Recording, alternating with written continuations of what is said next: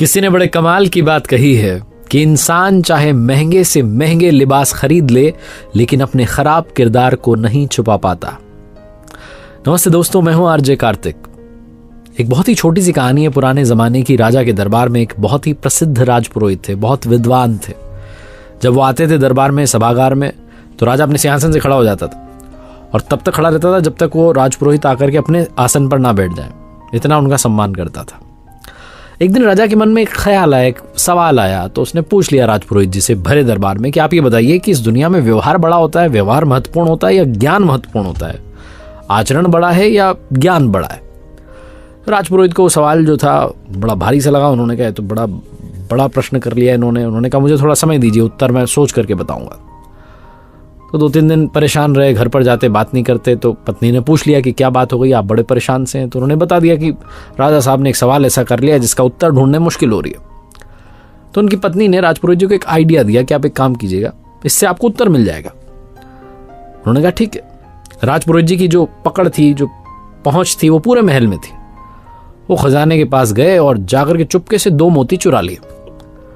खजांची जो था उसने सीन देख लिया, उसे अपनी आंखों पे यकीन नहीं। उसने कहा राजपुरोहित जी इतने सम्मानीय व्यक्ति हैं और ये चोरी कर रहे हैं, 2 मोती चुरा रहे हैं। लेकिन फिर उसे लगा कि शायद हो सकता है किसी जरूरत में होंगे, ऐसे तो कर नहीं सकते, सब कुछ इनका ही तो है।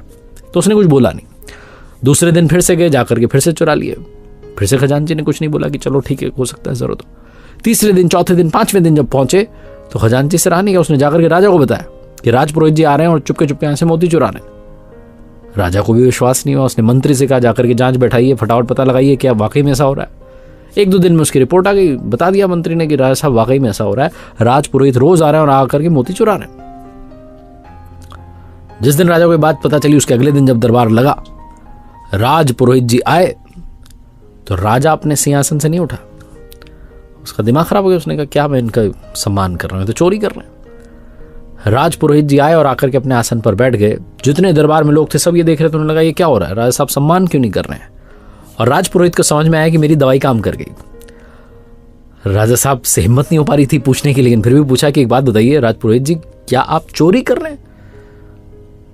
तो उन्होंने कहा हाँ मैं कर रहा हूं। राजा ने कहा आप मोती चुरा रहे हैं? उन्होंने कहा हाँ मैं चुरा रहा हूं, ये लीजिए आपके सारे मोती। वो देने लगे राजा को। तो राजा ने कहा कि आपको जब मुझे ही देने थे तो फिर आपने चुराए क्यों? राजपुरोहित जी ने कहा कि इसलिए चुराए ताकि आपके सवाल का जवाब दे पाऊं। आपने पूछा था कि व्यवहार बड़ा होता है या ज्ञान बड़ा होता है। आज भी मेरे पास उतना ही ज्ञान है जितना कि कल था। ज्ञान में कोई कमी नहीं आई है, लेकिन आपको मालूम चला कि मैं चोरी करता हूं, इसलिए आप मेरा सम्मान अब कम करने लगे। आज आप अपने सिंहासन से उठ खड़े नहीं हुए।